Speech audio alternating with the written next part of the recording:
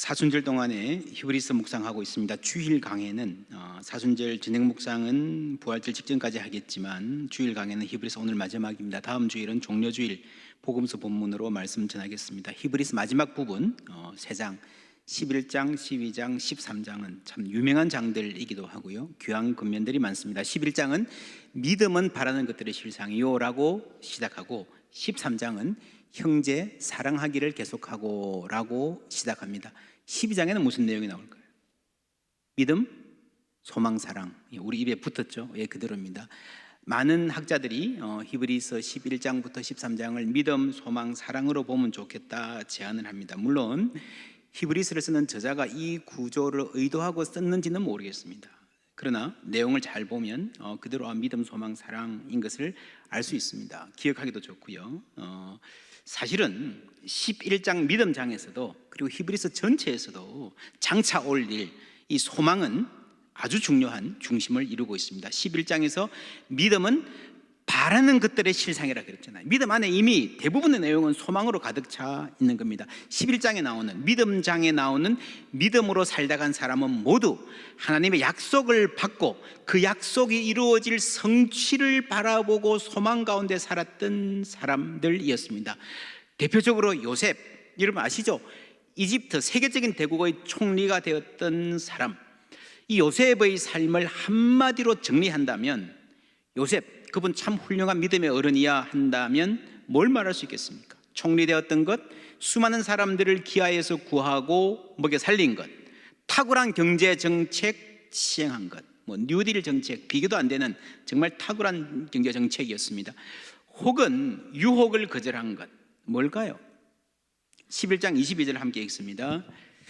믿음으로 요셉은 임종시에 이스라엘 자손들이 떠날 것을 말하고 또 자기 뼈를 위하여 명하였으며.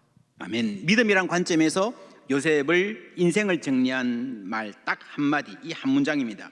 요셉이 죽을 때에 가족들에게 약속해라. 내가 지금 여기 비록 이집트 땅에 묻히지만 우리 후손들이 여기 영원히 살 것이 아니다. 언젠가 나갈 것이다. 출애굽, 출 이집트 할 것이다. 약속해라. 그때 반드시 내 시신을 여기서 가지고 나가달라. 살아서 정말 훌륭한 일 많이 했는데요, 대단한 업적이 많았는데 요즘 말로 하면 신문 일면을 크게 장식할 세계적인 뉴스거리, 혹은 세계적인 잡지 타임지의 표지에도 수차례 실릴 만한 사람이었지만 성경이 그 삶을 기억할 때 딱 한 문장, 그 어른은 돌아가실 때 시신을 들고 나가달라고 부탁했습니다. 놀랍지 않습니까? 놀랍지 않습니까? 여기서 이 땅에서 아무리 성공하고 아무리 유명하고 아무리 높은 부귀 영화를 누려도 이것이 다가 아니다. 그렇죠? 그 소망이에요. 여러분 천국 가시고 나서 내 아들, 딸들이, 손자, 손녀들이 나를 어떻게 기억했으면 좋겠습니까? 우리 아버지 이렇게 높은 지위에 계셨습니다. 사업을 잘 하셨습니다. 우리 어머니는 저축도 많이 하고요, 참 알뜰하게 살림 잘해서 우리 키우고 집안을 일으키셨습니다. 그것도 감사하지만 우리 아버지, 우리 어머니는 늘 마음속에 천국의 소망을 품고 사셨습니다. 이런 말 들을 수 있다면 좋겠습니다. 여러분, 마음의 천국을 간직하고 본향을 그리워하는 사람들을 하나님께서 저 천국에서 기다리시고 사모하시고 우리가 천국 입성할 때에 반갑게 맞이해 주실 줄 믿습니다. 그리고 그 소망으로, 예수 바라보는 그 소망 하나만으로도 우리는 자손들에게 위대한 유산을 남겨줄 수 있습니다. 요셉의 할아버지 이삭, 마지막 한마디입니다. 믿음으로 이삭은 장차 있을 일에 대하여, 그렇죠? 히브리서는 계속해서 미래를 말합니다. 장차 있을 일에 대하여 야곱과 에서에게 축복하였으며, 미래의 소망을 가진 사람이 그 소망을 가지고 자손들을 축복할 수 있는 거예요. 바울 사도는 말합니다. 우리가 소망으로 구원을 얻었으며, 소망으로 구원을 얻었으며, 지금 눈에 보이고 만지고 이 땅에서 누리고 확인할 수 있는 것, 그게 아니라는 거예요. 보이는 소망이 소망이 아니니 보는 것을 누가 바라리요? 만일 우리가 보지 못하는 것을 바라면 참음으로 기다릴지니라. 인내를 말합니다. 소망이 있으면 인내가 있습니다. 이와 같이 성령도 우리 연약함을 도우시나니 우리는 마땅히 기도할 바를 알지 못하나 오직 성령이 말할 수 없는 단식으로 우리를 위하여 친히 간구하시느니라. 여러분, 이 단식은요, 성령의 단식은 우리가 단식하는 우리의 단식, 피조물의 단식에 동참하시는 것입니다. 왜 동참합니까? 왜 우리가 단식합니까? 여러분, 이거는 그냥 내가 몸이 아파서 경제가 어려워서 단식, 그게 아니고요, 소망이 있기 때문에, 하늘나라를 바라기 때문에, 하나님 나라의 완성과 거기에 들어갈 날을 기다리기 때문에 이 땅에서는 단식하고 사는 거예요. 소망의 단식입니다. 우리가 어떻게 소망으로 살 수 있는가? 2절 말씀 우리 다 같이 읽습니다. 믿음의 주여 또 온전하게 하시는 이인 예수를 바라보자. 그는 그 앞에 있는 기쁨을 위하여 십자가를 참으사 부끄러움을 개의치 아니하시더니 하나님 보좌 우편에 앉으셨느니라. 아멘. 예수를 바라보자. 어떤 어촌 마을에 단란한 가정이 있었습니다. 아버지가 바다로 나가서 열심히 고기 잡아서 행복한 가정 꾸려갔습니다. 그런데 어느 날 바다로 나갔다가 돌아오지 못했습니다. 어머니는 두 아들 키우면서 얘들은 바다로 안 나갔으면 좋겠다. 그런데 청년이 된 큰 아들이 바다로 가겠다 합니다. 말려도 듣지 않습니다. 한동안 돈 잘 벌어오다가 심한 폭풍이 불던 어느 날 어머니는 또 슬픈 소식을 들어야 했습니다. 이제 둘째는, 하나 남은 아들 꼭 붙잡아야 되겠다. 얘도 크니까 자꾸 바다로 가려고 하는 거예요. 너무 고민이 되어서 마을의 어른 지혜자에게 상의했습니다. 이분이 집에 오더니 벽에 붙어있는 그림을 보고 저 그림을 언제부터 여기 붙여놓았습니까? 아이들이 어릴 때부터요.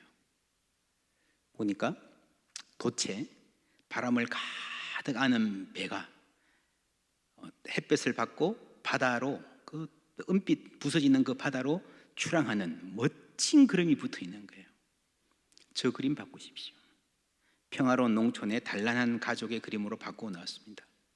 그 이후에 조금씩 이 아이가 마음을 바꾸어서 엄마 곁에 머물며 살게 되었다 합니다. 비유적인 이야기입니다. 여러분, 사람은요, 그 마음에 걸려있는 그림에 따라 살게 되어 있습니다. 오늘 우리 사회는 어떤 인생을 멋있는 인생으로 제시하고 어떤 그림을 따라 살으라고 말합니까? 여러분, 가정에는 어떤 그림이 걸려 있습니까? 우리 부모가 하는 대화와 우리가 보이는 이 가치관에서 어떤 그림을 아이들의 머릿속에 심어주고 있습니까? 교회는 어떤 그림을 그려야 할 것 같습니까? 세상과 어떻게 달라야 할 것 같습니까? 2절 말씀 다시 읽을게요. 믿음의 주여 또 온전하게 하시는 이인 예수를 바라보자. 그는 그 앞에 있는 기쁨을 위하여 십자가를 참으사 부끄러움을 개의치 아니하시더니 하나님 보좌 우편에 앉으셨느니라. 아멘. 교회는 그리스도를 바라보게 해야 됩니다. 그리스도가 우리 마음에 흠모하는 그 그림이 되어서 우리 삶의 목표를 정하고 우리 삶의 방향을 제시해 주어야 됩니다. 이 말씀에 그리스도 두 가지 그림이 나옵니다. 하나는 십자가의 그리스도죠. 또 하나는 뭡니까? 하나님 보좌 우편의 그리스도입니다. 이 두 모습이 함께 있어야 됩니다. 지금까지 우리가 히브리서 쉽지 않은 말씀 쭉 들어왔는데 이 전체를 정리하면 이 두 모습으로 요약될 수 있습니다. 십자가의 그리스도, 우리의 연약함을 아시고 동정하시고 고난받으신 이 그리스도와 마침내 승리를 이루신 하나님 보좌 우편의 그리스도가, 이 둘이 완전히 다른 지점인데 둘 중에 하나만이 아니라, 하나만 붙잡는 게 아니라 이 두 점을 연결할 수 있는 것이 신앙의 실력입니다. 여러분, 십자가는 인간의 삶이잖아요. 인간의 모든 삶 중에서 바닥 중에 바닥입니다. 죽기까지 낮추셨으니 곧 십자가에 죽으심이라. 그렇죠? 종의 형체를 가지시고, 종은 맨 밑이잖아요. 죽기까지 낮추셨으니 곧 십자가에 죽으심이라. 우리 중에 누구도 그만큼 낮아진 적이 없는 그 지점까지 예수님이 내려가신 거예요. 그리고 하나님 보좌 우편에 앉으셨습니다. 우리가 상상도 할 수 없을 만큼 높고 높은 자리, 지극히 높은 곳, 영광의 자리에 앉으신 줄 믿습니다. 이분이다. 여러분, 십자가라는 최저점과 하늘 보좌라는 최고점, 극상점을 함께 마음에 담을 수 있는 것, 함께 시야에 넣을 수 있는 것, 이것이 우리 믿음의 실력이고 히브리서 신학의 핵심입니다. 무릇 연결이 실력이고 연결이 창조성입니다. 여러분, 창조성이 뭐예요? 해 아래 새 것이 없다 그랬습니다. 여러분, 세상에 전혀 없던 것이 툭 튀어나오는 창조성은 인간에게는 없습니다. 그건 하나님이죠. 무에서 창조하신. 인간의 창조성은요, 연결이에요. 연결. 아무도 생각하지 못했던 두 개를 상상하지 못했던 방식으로 연결하는 거죠. 여러분, 저도 외국에 오래 살아봤는데 한국 사람들이 정말 요리를 잘합니다. 이 재료에 이 소스를 쓰다니, 전혀 안 어울릴 줄 알았는데 그게 창조적인 거예요. 요즘 그런 요리 나오죠. 한국 김치를 이탈리안 푸드에 이렇게 전맥하는 거죠. 어떤 사람들은요, 포항 물회를 어떻게 프랑스식으로 퓨전하는 거예요. 음악도요, 한국 고유의 가락을 현대적인 감각으로 잘 번안해서 세계적으로 유명해진 곡들이 있잖아요. 미술, 디자인, 산업 분야 마찬가지입니다. 요즘 옷 입는 것도요, 여러분 믹스 앤 매치라는 말 아시죠? 여자분들은 아실 거예요. 옛날에는 전혀 이 옷하고 이 옷하고 색깔이 전혀 혹은 소재가 전혀 안 어울리는 거를 갖다가 매치했는데 오 멋지다 소리 듣는 걸 믹스 앤 매치라 그래요. 이걸 이제 믹스 앤 매치를 믹스 매치라고도 하고요. 그러다 보니까 미스 매치하고 잘못 입었다 망했다 하는 거하고 거의 비슷하게 들릴 때가 있습니다. 그래서 사람들이 패션 전문가들에게 차이를 물어봤습니다. 믹스 매치와 미스 매치가 어떤 차이가 있습니까? 우리도 잘 모릅니다. 입어보고 멋있으면 믹스 매치고 촌스러우면 미스 매치예요. 여러분, 결국에는요, 무슨 말인가 하면 다양한 경험과 다양한 시도가 중요합니다. 그렇죠?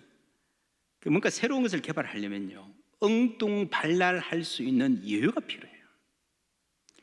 그러니 창조적이려면 자신감과 용기가 필요합니다. 그래서 정답 맞추는 교육, 미래가 없어요. 다들 똑같은 생각의 틀로 몰아넣고 혹시 이거 촌스럽다 소리 듣지 않을까 눈치 보고 주눅들게 만드는, 그 자신감을 앗아가고 개성을 상실하게 만드는 이 문화를 극복해야 한국이 더 앞서 나갈 수 있습니다.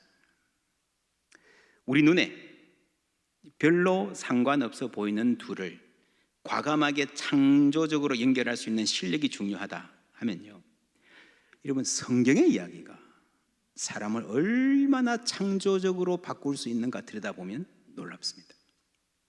십자가의 예수가 바로 하늘 보좌와 같은 분이다, 이 인식은요, 사람의 세계관과 인간을 보는 시선을 근본적으로 바꾸어 놓습니다.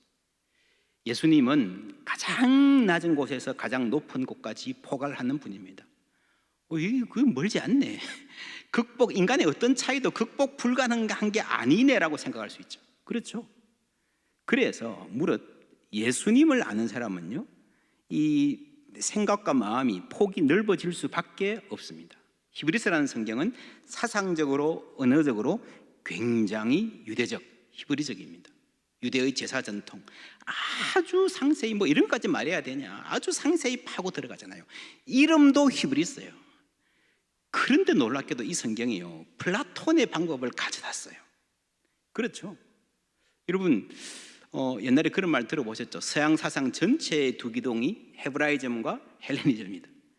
그렇게 보면 이 히브리서는요, 가장 유대적이면서 가장 헬라적인 참 독특한 성경입니다.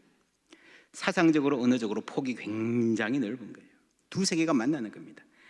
그래서 창조적일 수밖에 없습니다.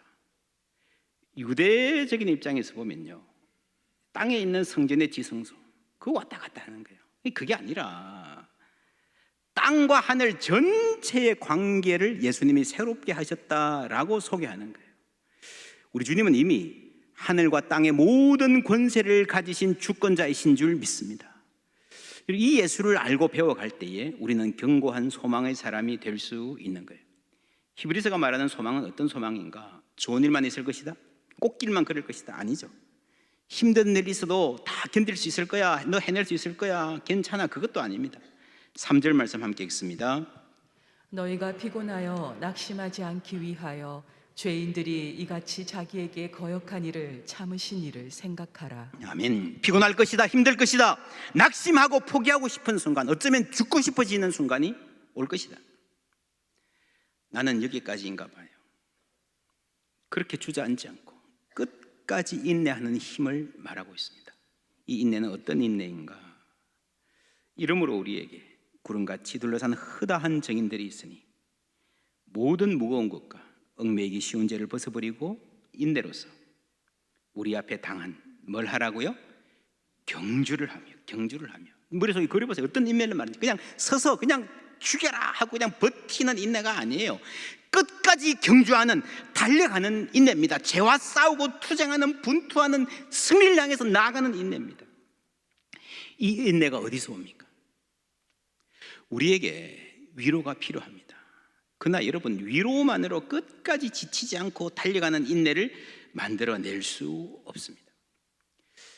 우리를 동정해주고 공감해주는 그리스도, 성경에서도요, 이 히브리서에서도 전반부에 우리의 연약함을 동정해주시는 그리스도를 분명히 말하고 있습니다. 그런데 여러분, 위로만으로 끝까지 지치지 않고 달려가는, 분투하는, 하나님 뜻을 행하는 인내를 만들어낼 수가 없어요. 오늘날 교회가 약해진 게 사회에서 집어지 터지고 실패하고 와가지고 그냥 그저 위로받으려는, 좋은 말 들으려는, 거기에 부응하는 메시지만 넘치기 때문입니다. 성경은 그렇지 않습니다. 우리를 동정해주고 공감해주는 그리스도. 성경에서도 히브리서에도 예수님의 그런 모습을 말하지만요, 그게 다가 아닙니다. 그걸로는 부족합니다. 아프니까 청춘이다라는 책이 있습니다. 젊은이들의 상황을 공감하고 위로를 해주는 책. 몇 주 동안 베스트셀러 이렇게 있잖아요. 한국 역사 그때까지 최장기 베스트셀러였습니다. 근데 그만큼 비판도 많이 받았어요. 공격도 많이 받았어요. 위로와 공감이 필요하지 않다는 말이 아니에요. 아픈 사람들, 지친 사람들, 금방 쓰러질 것 같은 사람들, 그리고 젊은이들 위로해주고 안아줘야 됩니다. 너무 몰아세우지 말고 여유를 줘야 됩니다. 그러나 그것으로 부족하는 거예요. 아프니까 청춘인데, 그래 우리 아픈 것 알아줘서 참 고마운데, 그래서 이제 우리는 어떻게 살아야 되는데, 거기에 대한 대답이 필요하잖아요. 우리는 그 이상을 필요로 한다는 겁니다. We need more. 더 필요로 한 거예요. 20년 가까이 하버드 대학교 총장으로 재직하면서 대대적인 개혁을 이끌어서 오늘의 하버드를 가능하게 했던 네이슨 폴시라고 하는 총장이 이런 말을 한 적이 있습니다.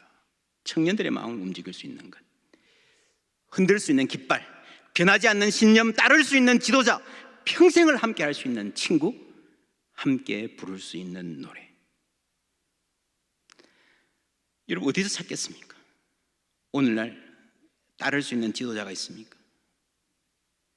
평생 함께 할 친구, 함께 모여서 어깨 걸고 목에 핏대가 서도록 함께 부르고 싶은 노래 있습니까?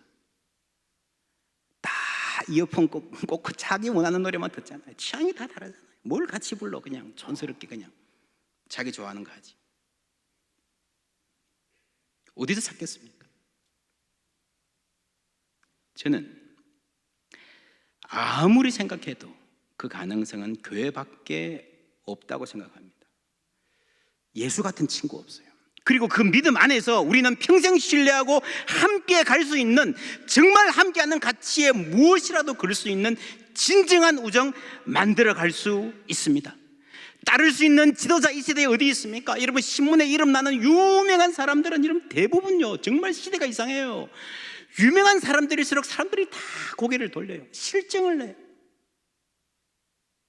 아무도 없어요. 따를 수 있는 지도자. 예수님 같은 분이 어디 있습니까? 그리고 예수님을 따라 산 사람들, 우리에게 구름과 같이 둘러싼 허다한 정인들, 구름보다 많은 정인들이 있음을 믿습니다. 예수님 이전에 히브리서 기자는 구약의 인물들, 많은 정인들을 말했지만 그 이후로 예수 그리스도의 복음이 세계에 전파되고 나서 훨씬 더 많은 정인들이 쏟아져 나왔습니다. 사도 바울, 성 프란시스, 마틴 루터, 아브라함 링컨, 마틴 루터 킹 주니어, 유관순, 김마리아, 주기철, 손양은, 장기려. 여러분 말하자면 밤을 새도 부족할 겁니다. 우리 포항제일교회에서도 하나님 멋지게 섬기고 사셨던 어른들까지 셀 수 없이 많은 증인들이 있습니다. 열정으로 산 분들이었고 예수를 바라고 산 분들이었습니다. 우리는 다시 깃발을 흔들 수 있어야 됩니다. 예수를 바라보자. 그리고 믿음의 사람들이 우리들의 마음에 그 그림으로 자리 잡도록 다시 우리는 신발끈을 조여매야 됩니다. 달려가야 됩니다. 이 예수님은 십자가와 보좌의 예수님이십니다. 히브리서는 가장 낮은 점과 가장 높은 점, 세계 전체를 연결하는 가장 넓은 폭, 땅의 성소가 아니라 우주적인 성전, 우주적인 그리스도를 전합니다. 그러니까 이 복음 자체가 모든 이방인들을 다 포괄하는 세계를 품는 복음이 된 거예요. 이 복음을 받아들이는 사람은 누구든지 사람이 커지고 마음이 넓어집니다. 오늘 말씀에 징계에 대한 말씀이 좀 길게 나옵니다. 이 징계, 파이데이아를 번역한 건데 번역이 좀 강합니다. 채찍질이라고 표현하는 야단치고 혼내는 것도 포함되지만 조금 더 넓게 교육, 훈육 전체를 가리키는 것이라고 볼 수 있습니다. 그래서 훈육, 훈계라고 번역한 성경들이 있습니다. 새한글 성경으로 읽어보겠습니다. 나의 아들 딸아, 주님의 훈계를 가볍게 여기지 말라. 그분께 꾸지람 들을 때 마음 상하지도 말라. 주님은 사랑하는 사람을 훈계하시고 곁으로 받아들이시는 아들 딸마다 채찍질 하신다. 아멘. 곁으로 받아들이시는 아들 딸을 훈계하시고 채찍질 하시는데, 야단 듣고 꾸지람 맞을 때 이게 나를 품으시려는 말이구나 하는 걸 알면 살 수 있습니다. 우리는 실수합니다. 잘못 생각하고 잘못 말할 때가 많습니다. 잘못된 길로 갈 때가 많습니다. 그리고 후회하고도요 또 그 길로 들어가는 잘못을 반복하는 사람들입니다. 예외는 없습니다. 어떡합니까? 그래서 우리를 사랑하시는 분이라면요, 그거 잘못됐다 말하는 게 맞아요. 훈계하는 게 맞습니다. 잘못하는 것을 보고도 그냥 두면 무책임한 사람입니다. 사랑한다고 말하지만 그 사랑은 훈계가 없으면 의심해 보아야 됩니다. 우리가 문제는요 어떤 태도로 훈계를 받을 것인가 하는 것입니다. 기억하십니까? Attitude is everything. 태도가 모든 것이다. 우리 인생은요 태도에 달려 있습니다. 태도가 거의 모든 것을 다 결정합니다. 여러분, 예를 들어서 내가 회사 사장이다. 직원이 있는데 아이디어가 좋아요. 능력이 있어요. 태도가 좋지 않아요. 밤낮 싸우고 문제를 만들어요. 여러분, 중용하겠습니까? 하나님은 어떠실까요? 여러분, 능력과 아이디어 면에서는요 하나님이 언제든지 공급해 주실 수 있습니다. 태도가 중요합니다. 좋은 태도는 바른 해석에서 나옵니다. 자, 부모가 나를 훈계합니다. 듣기 힘들어요. 그런데 이게 나를 위해서 하시는 말씀이라는 신뢰가 있으면요 그렇게 해석이 되면 받아들일 수 있습니다. 바른 해석은 듣는 사람의 폭에 달려 있습니다.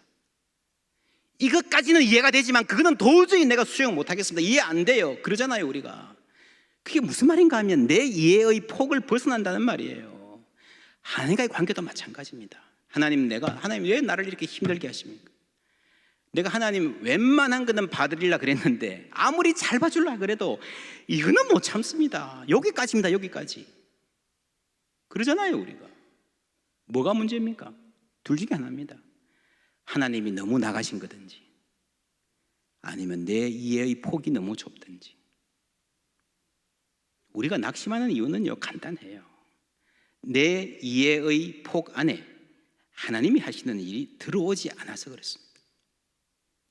우리가 성경을 배우는 이유는 여기에 있습니다. 예수를 바라보라 하는 이유가 바로 여기에 있습니다.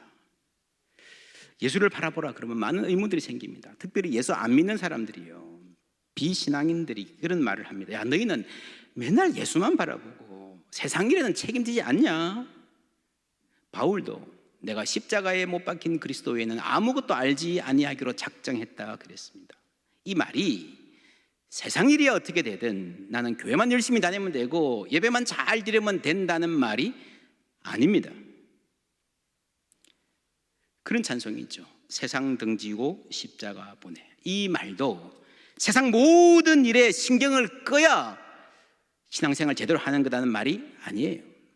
우리는 세상 모든 것 다 뒤로 하고 오로지 하나님께만, 오로지 예수님께만 집중해야 될 때가 있습니다. 예배가 그렇고 기도가 그렇고 때로는 우리 인생에 정말 레디컬하게 하나님께만 집중해야 될 때가 있어요. 그런데 세상을 다 등지고 십자가를 볼 때에 그 십자가에 달린 예수님은, 그 예수님의 눈에는 무엇이 보일까요? 세상이 보이는 거예요. 그렇죠? 십자가에 달리신 예수님 눈에는요, 세상과 우리가 보이는 거예요. 그 세상을 사랑하셔서 예수님이 십자가에 못 박히신 줄 믿습니다. 하나님이 세상을 이처럼 사랑하사, 하나님의 눈으로 세상을 보는 거예요. 하나님이 목숨을 바칠 정도로 사랑하셨는데 어떻게 우리가 무관심하겠습니까? 그리스도인들은 십자가의 예수님 눈을 통해서 세상을 보는 사람들입니다. 예수님의 마음으로 세상의 아픔을 끌어안는 사람들입니다. 그래서 신앙이 깊어질수록 사람이 넓어지게 되겠습니다. 여러분, 예수를 안 믿으면요, 이 교회가 아니면 여러분, 우리가 언제 어디 가서 캄보디아, 필리핀, 아프리카, 케냐 사람들 생각이나 하겠습니까?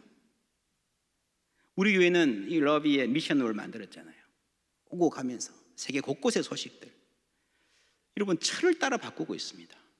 이게 지나가면서 쓱 보는 것 같지만요, 늘 보이는 저 지구 반대편의 소식들이 우리 의식에 여러분 얼마나 큰 영향을 차지하는지 여러분 상상을 해보십시오. 평생을 그렇게 살면 이런 공동체에서 자라는 아이들의 생각이 어떻게 넓어질지 여러분 상상을 해보십시오. 우크라이나 전쟁, 많은 사람들이 뉴스 보면서 불쌍하다고 하고 그냥 지나가지, 교회 다니는 사람들 아니면 누가 그들을 위해서 기도하고요, 도울까 하고요, 이러면 그거 쉽지 않잖아요. 우리는 그리스도의 눈으로 세상을 봅니다. 예수를 바라보는 게 다른 시각으로 세상을 보는 거예요. 그리고 여기에 대해서 그리스도의 눈으로 나의 삶을 바라보는 거예요. 1절 말씀 제가 읽겠습니다. 이러므로 우리에게 구름같이 둘러싼 허다한 정인들이 있으니 모든 무거운 것과 얽매이기 쉬운 죄를 벗어버리고 인내로서 우리 앞에 당한 경주, 우리 앞에 당한 경주. 11장에 많은 경주한 사람이 있었습니다. 아브라함은 아브라함의 경주가 있고 모세는 모세의 경주가 있었습니다. 우리는 우리의 경주가 있는 거예요. 모든 시대는, 또 모든 개인은 자기 삶에 달려가야 될 경주가 있고요, 내가 맞서 싸워야 될 싸움이 있는 거예요. 여러분, 세상에 편하게 사는 사람이 있습니까? 아무 염려 없이, 아무 걱정 없이, 그냥 애쓸 일 없이 그렇게 사는 사람 있을까요? 팔자 좋은 사람입니까? 그런 팔자를 뭐라 그러죠? 그게 개팔자예요. 그게 개팔자예요. 그죠? 개팔자가 상팔자라는 말이 그런 데서 나온 거예요. 먹고 자고 맨날 어슬렁거리고 그렇게 걱정 없이 사니까. 부러우십니까? 인간의 삶이 아닙니다. 무릇 모든 인간의 삶에는요, 힘쓰고 애써야 할 일, 달려가야 할 경주가 있습니다. 믿음의 영웅들 아브라함, 모세, 다윗, 이사야 각각 자신의 시대에 싸움이 있었고 사명이 있었습니다. 오늘 우리는 우리 시대에 임하는 하나님 나라를 우리의 삶으로 증언할 사명이 있습니다. 구한말에 한국에 전해진 복음, 3.1운동 때, 6.25 때, 한국 경제개발과 고도성장 시기에 우리 신앙의 선배들이 각자 자신의 삶에서 최선을 다해서 이 교회를 이어왔습니다. 이제 우리에게는 우리 세대에 당한 경주, 우리만의 과제가 있는 거예요. 또한 우리 각자가 한 사람도 빠짐없이 내 삶의 경주, 열심히 달려가야 할 삶이 있고 최선을 다해서 싸워야 될 싸움이 있는 거예요. 여러분, 지금 여기 이렇게 다 고요하게 앉아 계시지만 또 내일 월요일 날이 밝으면 달려가야 되잖아요. 새벽밥 먹고 일어나서 하루 종일 입에 단내가 나도록 뛰어다녀야 되잖아요. 집에서 살림 살고 아이들 키우고 만만치 않잖아요. 우리 가운데 오늘 하루 버티기도 참 힘들다 하는 분들 많으실 겁니다.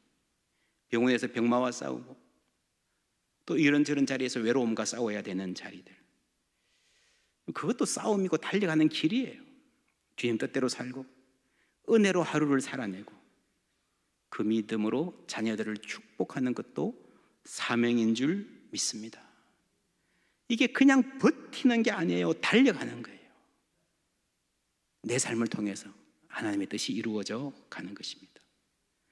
여러분, 힘차게 달려가는 것은요, 젊은이들에게만 요구되는 것이 아닙니다. 청년들만 가능한 것이 아닙니다. 사도 바울은 인생의 맨 마지막에 이렇게 고백했습니다. 함께 읽습니다. 전제와 같이 내가 벌써 부어지고 나의 떠날 시각이 가까웠도다. 나는 선한 싸움을 싸우고 나의 달려갈 길을 마치고 믿음을 지켰으니 이제 후로는 나를 위하여 의의 면류관이 예비되었으므로 주 곧 의로우신 재판장이 그날에 내게 주실 것이며 내게만 아니라 주의 나타나심을 사모하는 모든 자에게도니라. 아멘. 여러분, 사도 바울은요, 마지막까지 달려가는 사람이었습니다. 찬송했잖아요. 나의 달려갈 길 다가도록, 나의 마지막 호흡 다하도록. 어떤 사람이 그렇게 살 수 있습니까?